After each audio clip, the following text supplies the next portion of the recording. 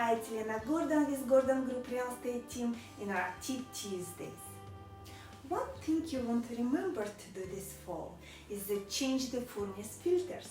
If your filters are clogged, it could be costing you more money to heat your house.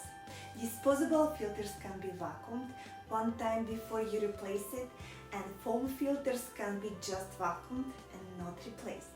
Clean your filters monthly and not just on the fall. That's all for today. See you next Tuesday.